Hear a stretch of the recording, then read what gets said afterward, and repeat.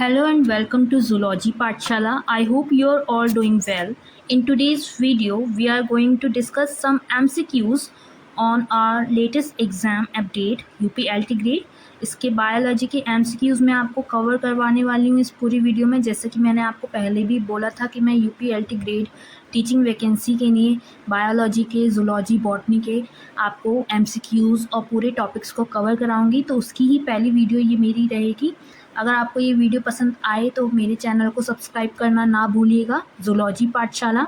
आइए स्टार्ट करते हैं। सबसे पहले हम देखेंगे which of the following is not a function of Golgi apparatus. वो कह रहे हैं कि नहीं है फंक्शन, तो इन्होंने ऑप्शंस क्या दे रखे हैं? Glycosylation of protein, synthesis of ribosomal RNA, formation of lysosome या फिर पैकेजिंग ऑफ सेक्रेटरी वेसिकल्स। तो इसका आंसर क्या होगा भाई? हमारा जो सिंथेसिस ऑफ राइबोसोमल आरएनए होता है वो इसमें नहीं होता है, ये फंक्शन गोल्जी अपैरेटस का नहीं होता, तो इसका आंसर क्या हो जाएगा? बी।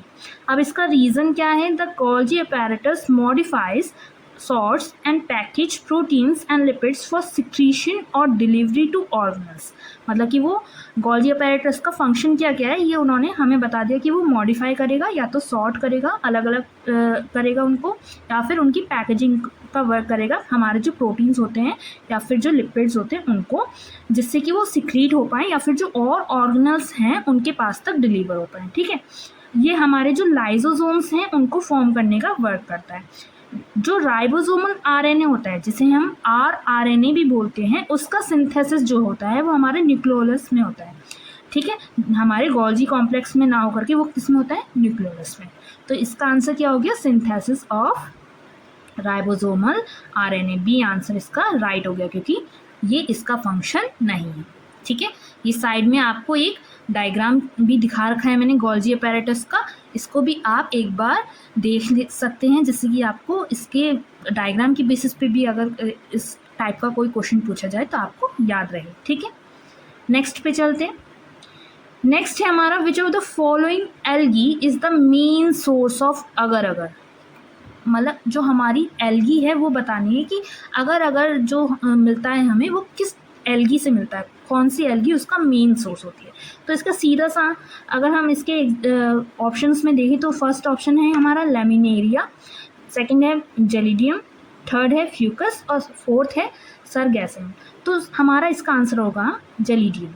जेलिडियम क्या है? अगर अगर इज़ अ पॉलीसेक्राइड, ये एक टाइप का पॉलीसेक्राइड है जो कि हमारा माइक्रोबायोलॉजिकल मीडिया जो होती हैं उनमें यूज़ होता है अगर अगर। ठीक है, अब इसके बेसिस पे भी आपको क्वेश्चन पूछा जा सकता है कि अगर अगर क्या है या किस चीज़ में यूज़ होता है, या ये भी पूछ सकते हैं कि वो मोनोसेक्राइड है, डाइसेक्राइड है। तो ये चीज़ भी आपको एक तरह से याद रखनी है इसके साथ साथ में। ठीक है, अब ये यहाँ किस किस चीज़ में यूज़ हो रहा है ये भी पूछा जा सकता है। तो वो माइक्रोबायोलॉजिकल मीडिया या फिर जो हमारी फूड इंडस्ट्रीज़ होती हैं इसमें ये यूज़ होता है। ठीक है, अब ये किस किस एल्गी से जो है हमें मिलता है, तो पहला तो हमें पता चल गया जेलिडियम, और दूसरा इसका और एक एग्जाम्पल है जो हमारी रेड एल्गी होती है ग्रेसिलेरिया, ये उससे भी हमें मिलता है। पर मेन सोर्स की जब हम बात कर रहे हैं और ऑप्शन में हमें क्योंकि जेलिडियम ही दे रखा है, ग्रेसिलेरिया नहीं दे रखा, तो इसका आंसर क्या होगा?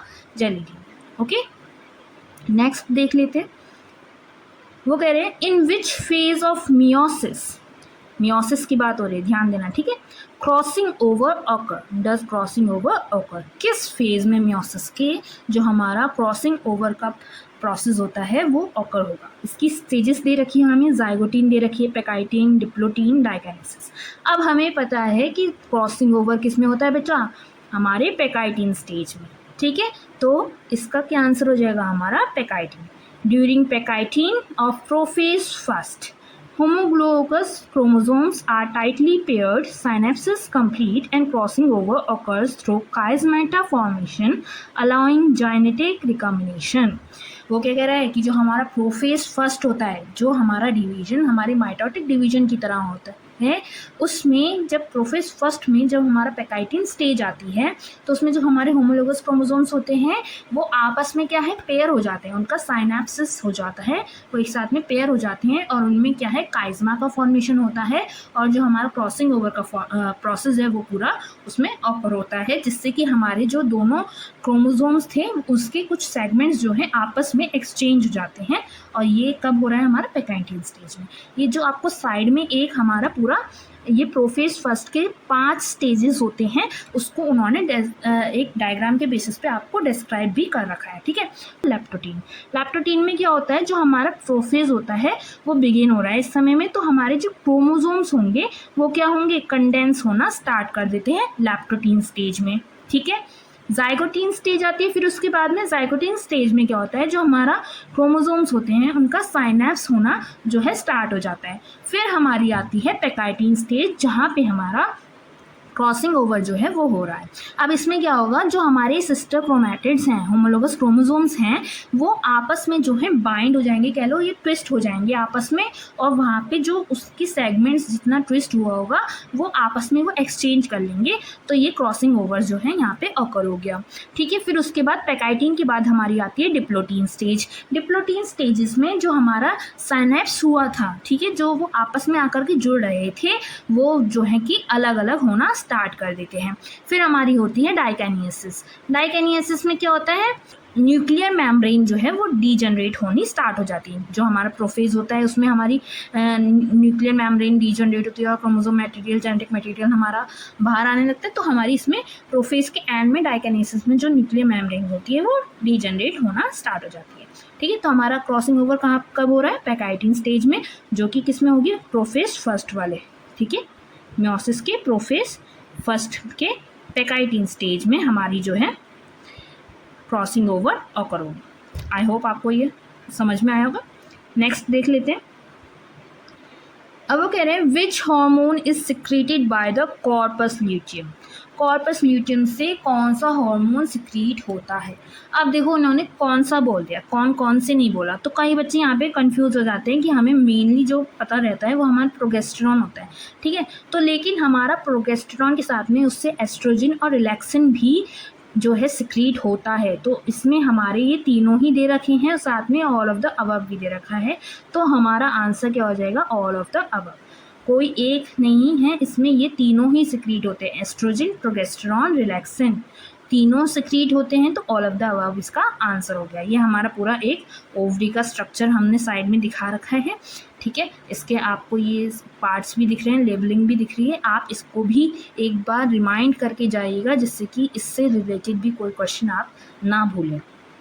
अब ये क्या होता है, जो हमारा कॉर्पस ल्यूटियम है वो प्रोगेस्टेरॉन मेनली सिक्रीट करता है, ये सबको पता है, ठीक है। एस्ट्रोजन क्या है, वो स्मॉल अमाउंट्स में सिक्रीट करता है, और रिलैक्सिन जो है वो प्रेगनेंसी के दौरान सिक्रीट करता है, जिससे कि जो हमारी यूट्राइन लाइनिंग है, जहाँ पे हमारा एम्ब्रियो जो है जाइगोट जो है आकर के इम्प्लांट हो रहा है, वो जो है बना रहे, वो यूट्राइन लाइनिंग जो है बनी रहे, तो वो रिलैक्सिन भी सिक्रीट करता है। तो यहाँ पे आप कंफ्यूज मत होइएगा, ये तीनों ही हार्मोन वो जो है सिक्रीट करता है, ठीक है। नेक्स्ट चलते हैं। वो कह रहे हैं which vitamin acts as a coenzyme in the transamination process. कौन सा ऐसा विटामिन है जो एक कोएंजाइम की तरह वर्क करता है ट्रांसएमिनेशन प्रोसेस।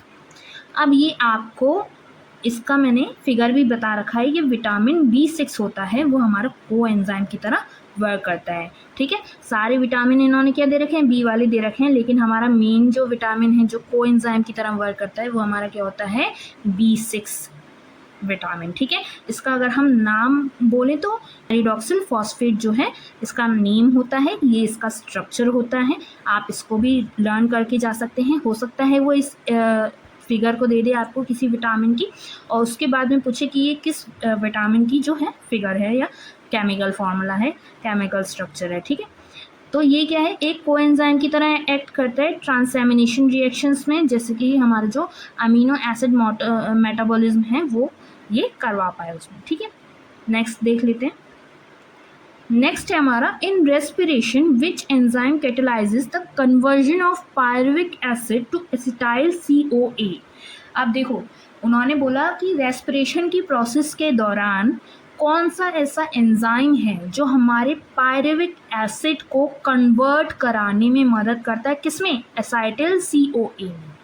ठीक है, तो ये हमारी पायरुवेट से हमारी जो है कन्वर्ट करवा रहा है एसिटिल CoA में। कौन सा एंजाइम? Pyruvate dehydrogenase. ठीक है, तो इसका आंसर क्या है? Pyruvate dehydrogenase.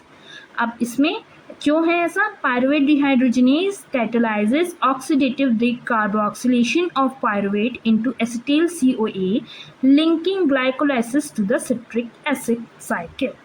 जो ये हमारा पायरुवेट डिहाइड्रोजिनेज है, ये हमारा एक तरह से ऑक्सीडेटिव डिकार्बोक्सिलेशन करता है हमारे पायरुवेट मॉलिक्यूल्स का, जिससे कि वो हमारे एसाइटिल CoA में कन्वर्ट हो जाते हैं। ठीक है, और ये हमारे ग्लाइकोलाइसिस की जो साइकिल है, उसका जो एंड प्रोडक्ट है, उसको हमारे मतलब कि सिट्रिक एसिड साइकिल तक जोड़ने में भी मदद करता है। ये आपको दोनों साइकिल कंबाइन करके एक फिगर के तौर पे मैंने यहाँ पे दिखा रखी है। ठीक है, नेक्स्ट देख लेते हैं। नेक्स्ट है हमारा which one of the following is the best example of a connecting link. सबसे पहला दे रखा है हमारा पेरिपेटस, फिर हमें दे रखा है बेलेनोग्लोसस, और फिर है न्यूपिलिना, और फिर है हमारा लंगफिश। तो हमारा जो पेरिपेटिस होता है वो एक कनेक्टिंग लिंक की तरह हमारा शो करता है हमारे एनालिड्स और ऑर्थोपोड्स में। कैसे? जो इसमें एनालिड्स के फीचर होते हैं जैसे कि हमारा सेगमेंटेशन और नेफ्रीडिया, ठीक है, या फिर हमारे जो ऑर्थोपोड्स के फीचर होते हैं ट्रैकिया और होम्योकोल, वो इससे एक कनेक्टिंग लिंक की तरह पेश करते हैं हमारे एनालिड्स और ऑर्थोपोड्स के बीच में। ये इसका एक डायग्राम भी मैंने आपको दिखा रखा है। देखिए, इस डायग्राम में आपको ये देखने के लिए भी मिलेगा, हमें यहाँ पे देखने के लिए मिल रहा है। नेफ्रीडियम भी हमें देखने के लिए मिल रहा है, और ऑर्थोपोड्स की अगर हम ट्रैकिया और होम्योकोल की बात करें तो हमें होम्योकोल वगैरह भी यहाँ पे देखने के लिए इसके पूरे इस डायग्राम में अगर आप लेवलिंग में देखोगे तो हमें ये दिख रहे हैं।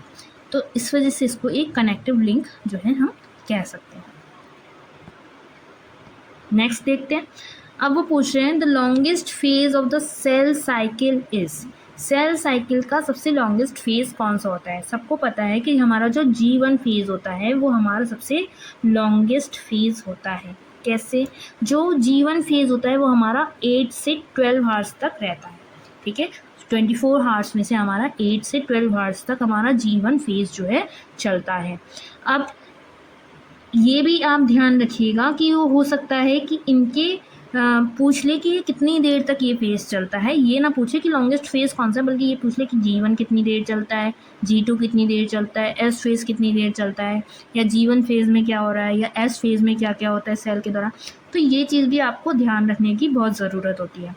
अब G1 फेज में क्या होता है, जो हमारे सेलुलर कंटेंट्स होते हैं हमारे क्रोमोसोम्स को छोड़ करके, जो हमारे बाकी सेलुलर कंटेंट्स होते हैं वो डुप्लिकेट होते हैं, वो मतलब कि अपने आप को डुप्लिकेट करते हैं, डुप्लिकेशन का प्रोसेस उनमें होता है। ये हमारा 8 से 12 आवर्स तक रहता है। ठीक है, तो ये तो हमारा हो गया इसका आंसर। ठीक है, अब बाकी फेजेस के बारे में भी आप थोड़ा इसमें देख लीजिए। जैसे कि हमारा एस फेज़ की बात करें अगर हम, तो इसमें हमारा डीएनए रेप्लिकेशन होता है। बहुत बार ये चीज़ पूछी जाती है एग्ज़ाम्स में ऐसे टाइप के कि हमारा जो डीएनए रेप्लिकेशन होता है वो एग्जैक्टली कौन से फेज़ में होता है हमारे सेल साइकिल की। तो ये काफ़ी बच्चों को कन्फ्यूजन रहता है। तो हमारा जो डीएनए का रेप्लिकेशन होगा वो हमारा एस फेज़ में होगा, और जो बाकी सारे कंटेंट्स जो हैं उनका डुप्लिकेशन हो रहा है वो हमारा G1 फेज़ में हो रहा है। ठीक है, तो ये चीज़ आप याद रखिएगा।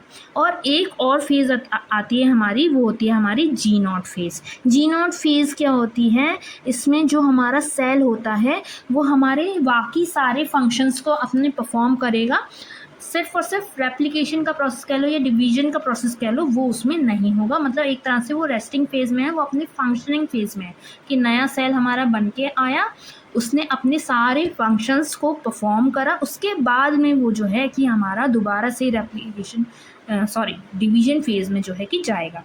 अब नेक्स्ट देख लेते हैं। अब वो कह रहे हैं which blood group is considered a universal recipient. ऐसा कौन सा ब्लड ग्रुप है जिसमें सारे टाइप के जो हमारे ब्लड ग्रुप्स हैं उसको हम डोनेट कर सकते हैं। ठीक है, मतलब कि मान लो किसी पेशेंट का ब्लड ग्रुप हो वो यूनिवर्सल रेसिपिएंट वाला, ठीक है, कि वो कोई सा भी टाइप का ब्लड जो है वो अपने आप मतलब को ले सकता है, वो डोनर से उस ब्लड को वो रिसीव कर सकता है। ऐसा कौन सा ब्लड ग्रुप होता है? तो सबको पता है कि AB पॉजिटिव जो है हमारा इस टाइप का ब्लड होता है। अब ये बहुत ईजी सा क्वेश्चन था, आई नो आपको ये ऑलरेडी पता होगा, लेकिन मैंने एक ट्रिक जो है आपको यहाँ पे साइड में दे रखी है जिससे कि आप याद कर पाओ कि कौन सा ब्लड ग्रुप किस किस ब्लड ग्रुप को डोनेट कर सकता है, या कौन सा ब्लड ग्रुप किस टाइप का ब्लड जो है वो रिसीव कर सकता है। अब ये ऐसा क्यों हुआ कि AB पॉजिटिव ग्रुप जो है वो सारे टाइप के ब्लड को रिसीव कर सकता है पर और सारे ग्रुप्स नहीं रिसीव कर सकते, ऐसा क्यों? देखो, AB पॉजिटिव ब्लड जो होता है ना, उसमें बेटा हमारे जो A एंटीजन्स होते हैं और B एंटीजन्स होते हैं वो दोनों प्रेजेंट होते हैं, ठीक है। और साथ ही साथ में जो हमारा RH फैक्टर होता है वो भी हमारा RBCs जो हैं, जो हमारे रेड ब्लड सेल्स हैं, उस पर हमारा RH फैक्टर भी प्रेजेंट होता है, इसलिए वो पॉजिटिव रहता है, ठीक है। तो अब क्या है, अब उसमें A वाला भी ब्लड आ सकता है, A पॉजिटिव A नेगेटिव भी आ सकता है, ठीक है, क्योंकि उसके पास A एंटीजन है और RH फैक्टर भी है। और उसके पास B वाले ब्लड ग्रुप्स भी आ सकते हैं, B पॉजिटिव और B नेगेटिव ब्लड ग्रुप्स भी आ सकते हैं, क्योंकि उसके पास B एंटीजन भी है और RH फैक्टर भी है, ठीक है। और O नेगेटिव और O पॉजिटिव भी फैक्टर्स आ सकते हैं, क्योंकि उसमें कोई भी एंटीजन होता नहीं है, एक तो है ना, A और B दो ही एंटीजन्स होते हैं ना। और RH फैक्टर की बात रही तो RH फैक्टर उसके पास प्रेजेंट रहता ही है। तो इस वजह से ये AB ब्लड ग्रुप जो होता है, AB पॉजिटिव ब्लड ग्रुप, ये सारे टाइप के ब्लड्स जो है रिसीव कर सकता है, ठीक है। अब नेक्स्ट देख लेते हैं, नेक्स्ट में क्या होता है बेटा। नेक्स्ट में क्या है बेटा, वो पूछ रहे हैं which of the following is the largest cranial nerve. Cranial nerve जो हमारे क्रेनियल नर्व्स होती हैं उसमें से सबसे लार्जेस्ट नर्व हमें बतानी है। इन्होंने ऑप्शंस में दे रखा है ऑप्टिक नर्व, ट्रिग्मिनल नर्व, या फिर फेशियल नर्व, या फिर वेगस नर्व। तो इसका आंसर होता है हमारा ट्रिग्मिनल नर्व जो है वो सबसे लॉन्गेस्ट क्रेनियल नर्व्स होती हैं। या आपको सारी क्रेनियल नर्व्स के डायग्राम भी दिखा रखा है, ठीक है। ये जो नर्व है ना हमारी, ये हमारी सबसे लार्जेस्ट नर्व होती है। ये क्या है, सब the ट्रिग्मिनल nerve cranial nerve 5 is the largest cranial nerve and has both sensory phase and motor mastication functions। इसकी functions की अगर हम बात करें तो इसमें जो हमारे फेस है उससे रिलेटेड और जो हमारे मोटर फंक्शंस होते हैं, दोनों ही टाइप के फंक्शंस ये करने में हमारी जो है मदद करती है। और सबसे लॉन्गेस्ट नर्व तो ये हमारी क्रेनियल नर्व में होती है, लार्जेस्ट नर्व जो है होती ही है, ठीक है। नेक्स्ट है हमारा which plant hormone promotes cell elongation in stems. जो स्टेम्स हैं उसमें इलोंगेशन का प्रोसेस, सेल का इलोंगेशन प्रोसेस कराने में कौन सा हार्मोन जो है वो मदद करता है, वो उसको बढ़ावा देता है, प्रमोट करता है। तो इसका आंसर क्या है हमारा, ऑक्सिन। ऑक्सिन क्या करता है, जो हमारे सेल इलोंगेशन है उसको प्रमोट करेगा। कैसे, जो हमारी सेल वॉल है उसको लूजन करके, उसको ढीला करके, मतलब कि उसको सेल वॉल को वो एक तरह से ढीला कर देगा, जिससे कि जो हमारा टारगेट प्रेशर है, उसके अंदर जो टारगेट प्रेशर है वो इंक्रीज़ होता जाएगा और वो सेल इलोंगेट होते जाएंगे। ये बेसिकली हमारा जो स्टेम रीजन होता है वहाँ पे ज़्यादातर देखा जाता है, ठीक है। इसका एक फिनोमेना भी है हमारा जो फोटोट्रॉपिज्म कहलाता है। जो मतलब स्टेम होती है वो हमारे लाइट के सोर्स की तरफ जो है बढ़ने लग जाती है। तो सेल जो इलोंगेट होंगे वो स्टेम वाले रीजन के हमारे जो है उस डार्क साइड से जो है कि हमारे जो लाइट वाले एरिया है उधर की साइड में मूव करते हुए जो है इलोंगेट होने लगेंगे, ठीक है। इसका आंसर क्या हो गया हमारा, ऑक्सिन। नेक्स्ट देख लेते हैं हम, नेक्स्ट में क्या है, which pigment is responsible for photoperiodic induction in plants. Photoperiodic induction की बात कर रहे हैं कि प्लांट्स में फोटो पीरियोडिक इंडक्शन जो होता है वो किस पिगमेंट की वजह से होता है। अब काफ़ी बच्चे यहाँ पे कंफ्यूज हो जाते हैं क्योंकि उन्होंने क्लोरोफिल सुन रखा होगा, ज़ैंथोफिल सुन रखा होगा, लेकिन इसका आंसर जो होता है वो हमारा क्या है, फाइटोक्रोम। फाइटोक्रोम जो है वो क्या है, एक फोटो रिसेप्टर है जो कि हमारी एब्जॉर्व कर लेता है रेड लाइट को, और जो हमारी फार रेड लाइट होती है उसको, ठीक है, जिससे कि जो हमारी फ्लावरिंग होती है या फिर जो फोटो पीरियोडिक रिस्पॉन्सेज होते हैं वो उसको रेगुलेट कर पाता है, फोटोक्रोम जो होता है, ठीक है। ये आपको एक हमने चार्ट के बेसिस पे बता रखा है पूरा कि कौन सी लाइट कौन से वेवलेंथ में हमारा जो है कि ये फोटो पीरियोडिक इंडक्शन जो है चलता है, ठीक है। नेक्स्ट देख लेते हैं, नेक्स्ट में क्या है, which organism is the chief producer in a marine ecosystem. Marine ecosystem मतलब कि जो हमारा एक्वेटिक इकोसिस्टम है उसमें सबसे ज़्यादा प्रोड्यूसर्स कौन से ऑर्गेनिज्म होती हैं। ठीक है, सबसे पहले आ गया फाइटोप्लैंक्टन, जूप्लैंक्टन, डायटम्स या फिर सीड्स। फाइटोप्लैंक्टन इसका आंसर होगा, क्यों? क्योंकि जो डायटम्स हैं देखो बेटा वो तो हमारे फाइटोप्लैंक्टन्स में ही आ गए एक तरह से, ठीक है ना। और जू प्लैंक्टन्स जो हैं वो हमारे कंज्यूमर्स में आ जाते हैं, वो हमारे प्रोड्यूसर्स नहीं होते। अब यहाँ पे प्रोड्यूसर्स की बात हो रही है तो हमारा आंसर क्या हो गया, फाइटोप्लैंक्टन्स। ये क्या है, माइक्रोस्कोपिक ऑटोट्रॉफ्स होते हैं जो कि हमारे बेस में, जो हमारी फूड चेन है ना उसके बिल्कुल बेस में हमारे प्रेजेंट रहेंगे। ये प्रोड्यूसर्स की जगह पे हमारा, जैसे हमारे स्टिल फूड चेन की तरह ही हमारी मेरीन फूड चेन भी होती है, तो हमारे जो प्रोड्यूसर्स होते हैं वहाँ पे हमारे फाइटोप्लैंक्टन्स जो हैं आ जाते हैं, ये हमारे प्राइमरी प्रोड्यूसर्स होते हैं। ठीक है, नेक्स्ट देख लेते हैं हम। नेक्स्ट में क्या है, which is the principal nitrogenous waste in birds. Options दे रखे हैं, अमोनिया, यूरिया, यूरिक एसिड और क्रेटिनिन। तो बेटा जो हमारा बर्ड्स में हमारा नाइट्रोजिनस वेस्ट होता है वो हमारा होता है यूरिक एसिड्स। ठीक है, अमीनो ग्रुप्स में अगर हम बात करें तो हमारे जो नाइट्रोजिनस बेसिस होते हैं वो हमारे न्यूक्लिक एसिड फॉर्म करते हैं, अमीनो एसिड्स जो होते हैं वो हमारे प्रोटीन्स फॉर्म करते हैं, और जो हमें यूरिक एसिड्स मिलता है वो हमें बर्ड्स, इंसेक्ट, रेप्टाइल्स या फिर लैंड स्नेल्स जो होते हैं उनसे हमें मिलता है एज अ नाइट्रोजिनस वेस्ट के बेसिस पे। ठीक है, यूरिया जो हमें इन्होंने दे रखा है वो हमारी मैमल्स या फिर एम्फीबियंस, शार्क्स या फिर बॉनीफिशेस जो हैं उनसे हमें मिलता है। यूरिया और यूरिक एसिड में आप कंफ्यूज मत होना, बर्ड से हमें यूरिक एसिड मिलता है और मैमल्स वगैरह से हमें यूरिया मिलता है। और जो अमोनिया होता है वो हमारे जो एक्वेटिक एनिमल्स होते हैं जैसे कि हमारे फिशेस वगैरह हो गई उनसे हमें मिलता है। ठीक है, अब ये जो यूरिक एसिड होता है ये एक इनसॉल्युबल नाइट्रोजिनस वेस्ट होता है। ठीक है, और ये जो वाटर होता है उसको कंजर्व करने में, जिसे हम जिस प्रोसेस को हम यूरोकॉटलिज्म भी बोलते हैं, इसमें हमारी जो है मदद करता है बर्ड्स के अंदर। ठीक है, नेक्स्ट देख लेते हैं, which tissue in plants is responsible for secondary growth. Secondary growth के लिए कौन सा टिश्यू जो है रिस्पॉन्सिबल होता है। अब इसके इन्होंने जो ऑप्शंस दे रखे हैं वो क्या दे रखे हैं, xylem, phloem, vascular cambium, cork cambium. Xylem का हमें पता है फंक्शन, फ्लोएम का हमें पता है फंक्शन, जो हमारा वेस्कुलर कैम्बियम होता है उसका फंक्शन होता है हमारा सेकेंडरी ग्रोथ करना। जो वेस्कुलर कैम्बियम होता है वो एक लेटरल मेरिस्टेम होता है जो कि हमारे रिस्पॉन्सिबल होता है सेकेंडरी जाइलम और सेकेंडरी फ्लोएम को बनाने के लिए, प्रोड्यूस करने के लिए, जिससे कि जो हमारी प्लांट की ग्रोथ है, मोटाई है, वो जो है बढ़ जाए। ठीक है, वेस्कुलर कैम्बियम के बाहर जो है हमारी कॉर्क कैम्बियम जो है प्रेजेंट होती है। ठीक है, मेन जो सेकेंडरी ग्रोथ का वर्क कर रहा है वो हमारा वेस्कुलर कैम्बियम जो है कर रहा है। ठीक है, नेक्स्ट देख लेते हैं। नेक्स्ट क्या है, विच organelle is involve in photo respiration. Photo respiration में कौन सा ऑर्गेनल जो है इन्वॉल्व रहता है। उन्होंने बोला फर्स्ट है हमारा माइटोकॉन्ड्रिया, सेकंड है हमारा क्लोरोप्लास्ट, है हमारा पेरोक्सिसोम, और फोर्थ है हमारा ऑल ऑफ द अबव। अब इसमें सारे जो इन्होंने ऑर्गेनल्स दे रखे हैं वो सारे ही किसी ना किसी जो है कि स्टेप में हमारे फोटो रेस्पिरेशन की प्रोसेस में इन्वॉल्व रहते हैं, तो इसका ऑप्शन हो जाएगा, राइट ऑप्शन हो जाएगा ऑल ऑफ द अबव। ठीक है, जो फोटो रेस्पिरेशन प्रोसेस होती है उसमें जो हमारे क्लोरोप्लास्ट होता है वो ऑक्सीजनेशन करता है, RUBP जो हमारा मॉलिक्यूल है उसका। ठीक है, फिर पेरोक्सिसोम्स जो होते हैं वो ग्लाइकोड मेटाबॉलिज्म में हमारी मदद करते हैं। फिर जो माइटोकॉन्ड्रिया होता है वो हमारे CO2 के रिलीज के लिए वर्क करता है। ये आपको साइड में जो है फिगर में मैंने दिखा भी रखा है कि कैसे ये पूरी फोटो रेस्पिरेशन की प्रोसेस जो है चलती है। ठीक है, नेक्स्ट देख लेते हैं। नेक्स्ट में क्या है, which of the following is a monohybrid phenotypic ratio in incomplete dominance. Monohybrid phenotypic ratio के बारे में वो बात कर रहे हैं इनकम्प्लीट डोमिनेंस के रेस्पेक्ट में। तो इसका आंसर हमें सबको डायरेक्टली पता है 1:2:1।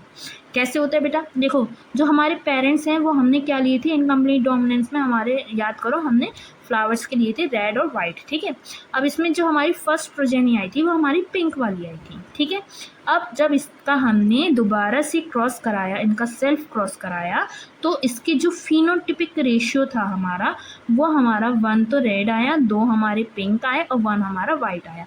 फिनोटिपिक पूछ रहे हैं क्योंकि, तो हम इसके बेसिस पे लेंगे।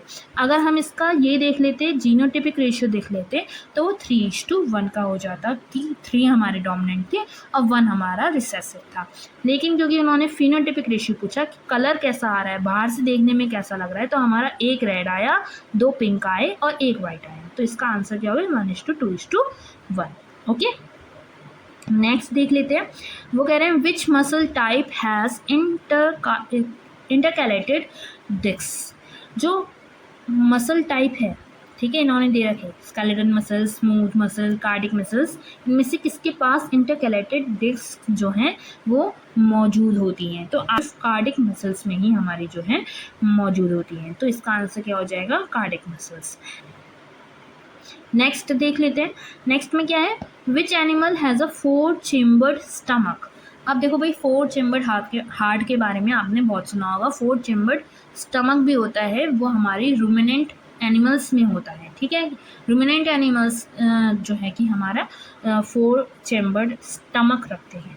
अब इसमें कौन कौन से एनिमल्स आ गए? जो हमारा काव होता है वो भी हमारा रूमिनेंट एनिमल्स में आ गया, ठीक है। और जो हमारा कैमल होता है वो भी हमारा रूमिनेंट एनिमल्स में आ गया। तो इसका ऑप्शन क्या हो गया? D, both A and C. Ruminants like cow and camels have a 4-chambered stomach, rumen, reticulum, omasum and abomasum, aiding cellular digestion। अब ये क्यों होता है? ये जो रूमिनेंट स्टमक होता है, इसमें सेलुलोज का जो है डाइजेशन जो है प्रॉपरली हो पाए, इस वजह से ऐसा इनके अंदर प्रेजेंट होता है। सेलुलोज आप समझते हैं ना, जो हमारा प्लांट की सेल वॉल होती है जिससे बनी हुई, सेलुलोज से बनी हुई होती है। अब ये जानवर क्या है? ज़्यादातर हमारे ग्रास ईटिंग एनिमल्स हैं, ग्रास खाते हैं। तो उसमें जो हमारे सेलुलोज उनकी बॉडी में जा रहा है, उसको प्रॉपरली डाइजेशन के लिए जो है कि हमारे ये जो स्टमक है वो मदद करता है। अब इसके 4 पार्ट्स हैं, रूमेन, ठीक है, ओमैसम, एबोमैसम और रेटिकुलम, ठीक है। इससे मिलकर के ये, इन चैम्बर से मिलकर के ये बना हुआ है, ठीक है। नेक्स्ट देख लेते हैं। नेक्स्ट क्या है? Which of the following is an example of convergent evolution? Wings of a bat and birds, flippers of seal and dolphin, eyes of octopus and human, या फिर ऑल ऑफ द अबव। अब भाई पहले आपको convergent evolution के example समझने के लिए उसकी पहले डेफिनेशन समझनी होगी। कन्वर्जेंट इवोल्यूशन क्या होता है? It is an process, evolutionary process in which unrelated organisms evolve structures, traits or morphological features that have the same function as opposed to divergent evolution and parallel evolution। अब convergent evolution वो evolutionary process है जिसमें जो unrelated organism हैं, ठीक है, कोई भी एनिमल्स हो सकते हैं, कोई भी स्पीशीज़ हो सकती हैं, चाहे वो एक कुत्ता ही क्यों ना हो, एक जो है कि मछली क्यों ना हो, अगर उसमें कोई भी ऐसा स्ट्रक्चर, कोई भी ऐसी ट्रेट या फिर कोई भी ऐसा मॉर्फोलॉजिकल फीचर जो है ऑकर हुआ, इवॉल्व हुआ, जो सेम फंक्शन रखता हो, वो कन्वर्जेंट इवोल्यूशन का एक एग्जाम्पल हो जाएगा, ठीक है।